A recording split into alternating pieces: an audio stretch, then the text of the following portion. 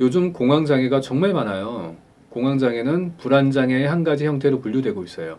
공황장애도 내면에 잠재된 불안 때문에 벌어지는 현상이니까요.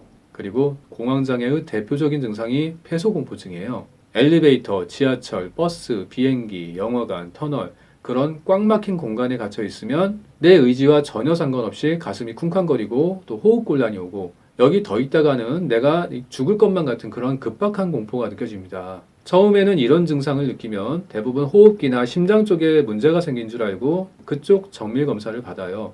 이런 분들 중엔 건강 염려증을 가진 분들도 꽤 있어서 큰 병이라도 걸린 줄 알고 병원 가서 여기저기 사진도 찍는단 말이에요. 근데 병원에선 다 정상이라고 하면서 대부분은 심리적인 문제 같으니까 정신과 검사를 받아보라고 권해요. 그리고 정신과를 가면 공황장애라고 진단하면서 약을 처방해주죠. 근데 약을 먹어서 좀 좋아질 수도 있겠지만 약을 먹어도 내가 비슷한 자극을 받으면 어김없이 또 호흡곤란과 순간적인 공포감에 사로잡히다 보니까 그 상황을 자꾸만 피하려 들게 되죠. 결국엔 이게 약을 먹는다고 해서 해결되는 공포가 아니에요. 약을 먹어도 공포감에 뿌리는 내 안에 변함없이 자리하고 있는 거예요. 자, 병원에선 대부분 공황장애가 스트레스 병이라고 하면서 스트레스에 대한 과민 반응이라고 설명해요. 왜냐하면 스트레스를 받을 때마다 발작이 일어나니까. 그러면서 병원에선 웬만하면 스트레스 받지 않게 주의하세요 라고 말해줘요. 물론 틀린 말은 아니에요. 왜냐하면 스트레스를 안 받고 살 때는 발작을 경험한 적이 거의 없었을 테니까. 내가 어떤 계기로 스트레스로 과부하가 걸린 상태에서 갑자기 시작된 증상이니까 정말 스트레스병 같아요. 그리고 공황장애가 개선됐다는 분들을 보면 스트레스가 적은 환경으로 환경을 바꾼 분들이 많아요. 뭐냐면 스트레스 받던 회사를 그만두고 또 집에서 쉬면서 좋아졌다는 분도 있고, 근데 백수로 지내니까 그것도 그다지 마음이 편한 건 아니에요. 어떤 분은 그전보다 편한 회사로 이직을 해서 좋아졌다는 분도 있고요. 아니면 날 괴롭히던 남자친구와 헤어지고 나서 좀 더 잘해주는 남자를 만나거나 가족에게 스트레스를 받다가 가족과 떨어져 살거나, 또 어떤 분은 술을 자주 마시다가 술을 끊었더니 공황장애가 좋아졌다는 분도 있어요. 맞아요. 술도 내 몸에는 스트레스를 주는 거니까 그런 식으로 스트레스를 주던 환경과 격리되면서 자연스레 좋아졌다는 분들도 있습니다. 그러면 나는 언제까지 스트레스 없는 환경만 골라가며 살아야 할까요? 사람들 사는 곳은 어딜 가나 최소한의 스트레스는 있단 말이죠. 환경이 내게 스트레스를 주면 난 계속 도망 다녀야 하나요? 자, 공황장애가 스트레스에 대한 반응이라고 하는데 저는 불안심리 최면 전문가로서 좀 더 다른 관점을 갖고 있어요. 어떻게 다르냐면요.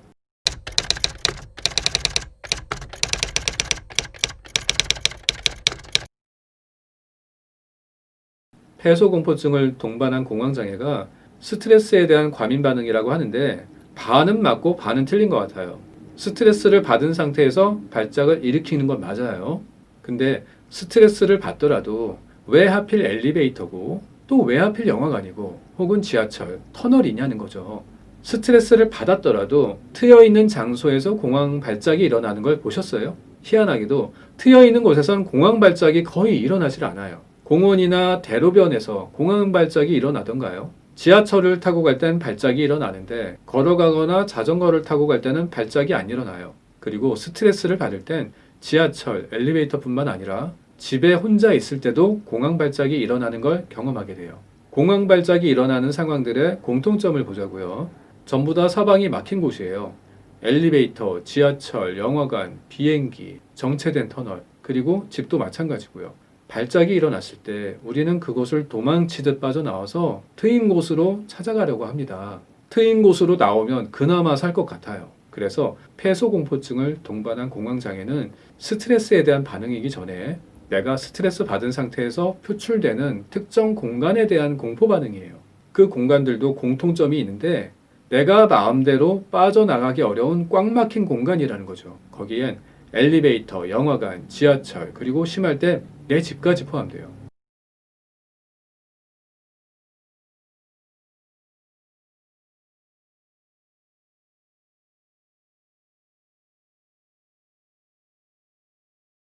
그런데 의문을 던져봐야 돼요.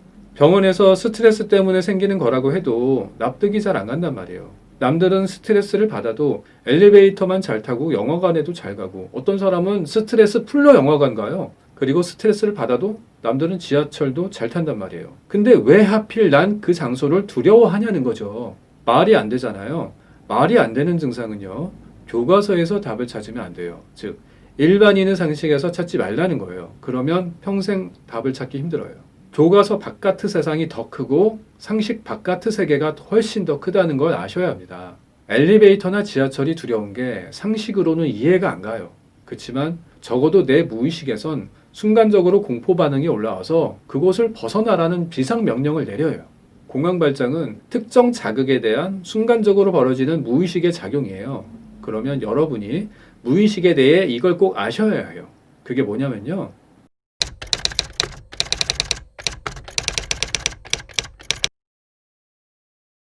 무의식의 의미를 저는 이렇게 정의해요. 무의식이란 내가 의식하지 않고도 저절로 작동하는 에너지 체계. 그게 무의식이라고 생각해요. 그럼 우리 에너지 안에 무의식이 왜 존재하느냐? 내가 모든 심신작용을 의식하면서 살아야 한다면 얼마나 피곤할까요?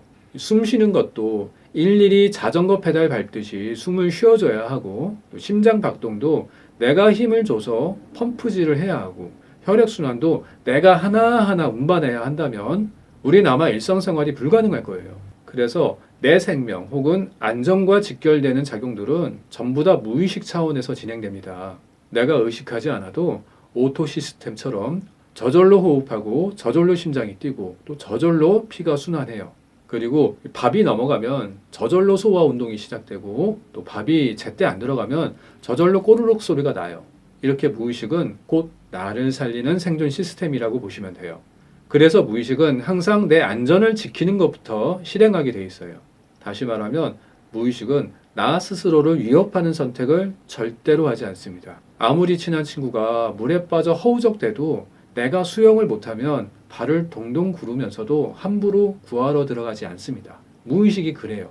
나 스스로를 위협하는 선택을 하질 않습니다. 그래서 공황장애가 있는 분들은 본인의 무의식을 들여다보기 위해 두 가지 질문을 스스로에게 던져보세요. 첫 번째 질문은 그 순간 마음 같아선 어떻게 하고 싶었나? 또 두 번째 질문은 그 순간 마음 같아선 어떻게 될 것 같았나? 첫 번째 질문하고 두 번째 질문이 딱 네 글자가 달라요. 그런데 첫 번째 질문은 능동형이고요. 두 번째 질문은 피동형이에요. 첫 번째 질문, 그 순간 마음 같아선 어떻게 하고 싶었나는 내 무의식이 나 스스로를 위협하는 선택을 원하고 있었는지를 보는 거예요. 그리고 두 번째 질문, 그 순간 마음 같아선 어떻게 될 것 같았나는 내 무의식이 어떤 두려운 상황을 예감하고 있었는지를 보는 거예요. 어떤 분은 버스 안에서 공황 발작이 일어나서 마음 같아선 달리는 버스에서 뛰쳐내리고 싶었어요 라고 해요. 그 순간 그분의 무의식은 뛰쳐내리는 선택을 하고 싶었던 거예요. 달리는 버스에서 정말 뛰쳐내렸다면 어떻게 됐을까요? 크게 다쳤겠죠. 제가 말씀드렸듯이 무의식은 스스로를 위협하지 않아요. 근데 그분의 무의식은 그 순간 스스로를 위협하고 있었죠. 그러면 그 무의식은요, 결국엔 본인의 무의식이 아닐 거라는 거예요. 마음 같아선 뛰쳐내리고 싶었던 그 무의식의 주인공은 그 순간만큼은 뛰쳐내리는 게 스스로에게 더 안전한 선택이었을 거라는 거죠. 사례 하나를 말씀드릴게요. A라는 사람이 있었어요. 지하철 공포증과 엘리베이터 공포증이 심했었고요. 어느 날 지하철을 타고 가는데 환승역에서 사람들이 많이 타면서 갑자기 호흡곤란이 오고 공황 발작이 오면서 가슴을 부여잡고 쓰러졌어요.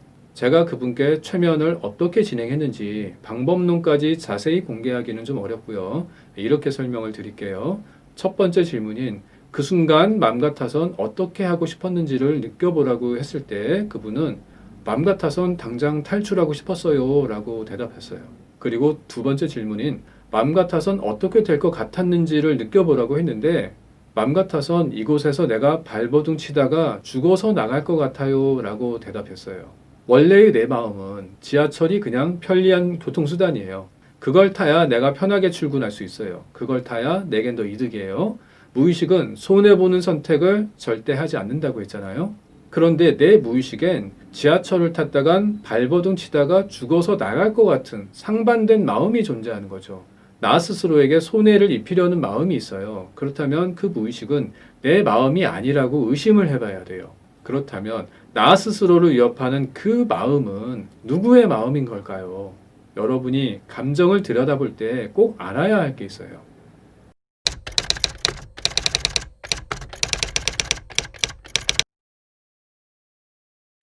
우리가 특정 대상에 대해 강렬한 감정을 품고 있을 때는 그 대상에 대한 어떤 강렬한 경험이 전제되어야 해요. 예를 들면 내가 물에 빠져 죽을 뻔한 경험이 있을 때 물가를 무서워하는 감정을 품는 거고요. 골목에서 괴한에게 피습당한 경험이 있으면 골목길에 대한 공포를 품을 수 있고요. 내가 어떤 식당에서 맛없게 먹어본 경험이 있을 때 그 식당을 가기 싫은 감정을 품게 되는 거죠. 그래서 특정 대상에 대한 강렬한 감정은 이렇게 직접적이든 간접적이든 아주 강렬한 특정 경험이 선행되어야 합니다. 그런 강렬한 부정적 감정이 아무런 이유 없이 생기진 않는다는 거죠. 그렇다면 A씨의 꽉 막힌 지하철에서 발버둥 치다가 죽어서 나갈 것 같아요 라는 강렬한 감정은 지하철 같은 꽉 막힌 장소에서 발버둥 치다가 죽을 만큼 고통받은 경험이 전제되어야 한다는 거죠. 그러면 그 A씨가 살아오면서 꽉 막힌 장소에서 죽을 만큼 공포스러운 경험을 해본 적 있느냐라는 걸 확인해 봤을 때 그런 적은 전혀 없었다는 거죠. 그러면 내 무의식엔 그런 경험을 가진 누군가의 두려운 감정이 공존하고 있다는 걸 유추해 볼 수 있겠죠. 이렇게 내 안에 나 스스로를 위협하는 마음이 강하게 표출되면 그건 빙의를 의심해 봐야 합니다.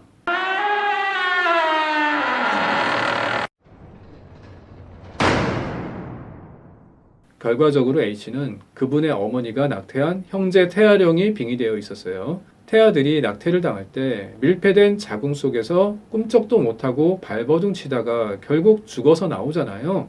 A씨가 했던 말과 비교해 보세요. 맘 같아선 이곳에서 내가 발버둥 치다가 죽어서 나갈 것 같아요. 그 말 안에 낙태령의 강렬한 기억이 그대로 담겨 있는 거죠. 강렬한 감정과 연결된 기억은 잊혀지지 않습니다. 우리도 죽을 뻔했던 기억은 잊혀지지 않잖아요. 낙태된 태아의 기억들은 하나하나가 모두 죽음의 공포라는 감정과 연결되어 있습니다. 감정은 에너지이기 때문에 소멸되지 않습니다. 강렬한 감정과 연결된 기억은 영혼 속에 그대로 저장됩니다. 그래서 폐소공포증은 거의 100% 낙태된 태아의 영혼이 내 안에 잠입했을 때 벌어지는 증상입니다. A씨라고 익명으로 소개는 했지만 이분 말고도 정말 수많은 분들이 폐소공포증을 동반한 공황장애로 찾아오셨고 원인은 다 낙태된 태아령 빙의였어요. 그 중에서도 대부분은 부모님이 낙태한 영혼이 들어온 거고 몇몇 소수는 본인이 낙태한 영혼 혹은 조부모가 낙태한 영혼이 부모를 거쳐서 나에게 내려온 경우도 있어요. 그런데 병원에선 스트레스 병이라고 하는데 그럼 왜 스트레스 받을 때 주로 발생하는지 궁금할 수 있겠죠. 스트레스 없이 살 때는 내 자아의 에너지가 충분하니까 이 빙의된 영혼의 불안한 에너지가 표출되지 않도록 막아주는 쉴드 역할을 해줄 수 있어요. 그런데 스트레스를 받으면 내 에너지가 떨어지면서 그 순간 낙태령의 에너지가 상대적으로 드러나게 되는 거죠. 그리고 어쩌면 그 스트레스 상황이라는 것도요. 내가 불편해하는 상황이라기보다 이 빙의된 영혼이 불편해하는 상황일 때가 많아요. 그때는 이 낙태령의 죽음의 기억을 자극하는 모든 대상들이 전부 다 공포로 다가옵니다. 그중 대표적인 건 태아가 죽었던 자궁과 유사한 공간, 즉 밀폐된 엘리베이터나 지하철 등은 자궁을 연상시키기 때문에 죽을 듯한 공포를 느끼는 거죠. 그러면서 한 몸을 쓰고 있는 나는 그 공포를 내 감정인 것 마냥 느끼는 거예요.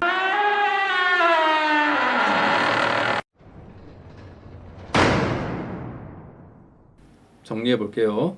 폐소공포증을 동반한 공황장애는 제 경험상 낙태된 태아령이 들어와서 자궁을 연상시키는 밀폐된 공간에서 강렬한 두려움의 파동을 일으키는 것이다 라고 설명드렸습니다. 그럼 여기서 벗어나는 방법은 없는 것이냐? 그게 가장 궁금할 거예요. 벗어날 방법은 있습니다. 양자 물리학에선 모든 에너지가 입자와 파동의 동시성을 지닌다고 했습니다. 그런데 우리가 이렇게 관측할 때는 입자화되고 관측하지 않을 땐 파동입니다. 이 말이 어려우시면 별도로 양자물리학 이중순리 실험을 검색해 보시면 됩니다. 영혼은 파동 형태의 에너지입니다. 관찰자가 없으니까요. 우리 안에 들어와 있는 영혼은 아무도 알아봐 주지 않기 때문에 그저 파동으로 머물고 있는 겁니다. 그런데 만약 관측이 가능하다면 어떻게 될까요? 입자화되는 거겠죠. 지금까지는 우리가 내 안에 다른 영혼이 들어와 있을 거라는 건 상상하기 어려웠고요. 받아들이기도 힘들었을 거예요. 이걸 이해하고 받아들일 때 관측이 시작되는 겁니다. 관측하기 전까진 내 안에 파동으로 자유롭게 활동하던 그 영혼은 관측당함으로써 입자화되고 그만큼 활동에 제약을 받을 겁니다. 영혼이라는 파동은 관측할 수 있을 때 입자화되고 내 자아와 전혀 별개의 주체로서 분리해낼 수 있습니다. 분리해낼 때 비로소 공황장애의 고통과 불안에서 자유로워질 수 있습니다.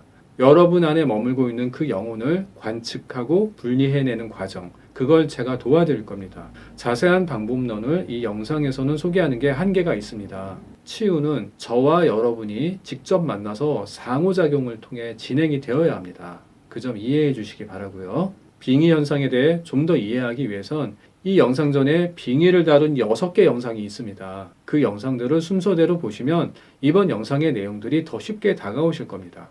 오늘은 폐소공포증을 동반한 공황장애, 그 원인에 대해 소개해 드렸고요. 다음 영상에선 또 다른 사례들을 가지고 이야기 나누겠습니다. 감사합니다.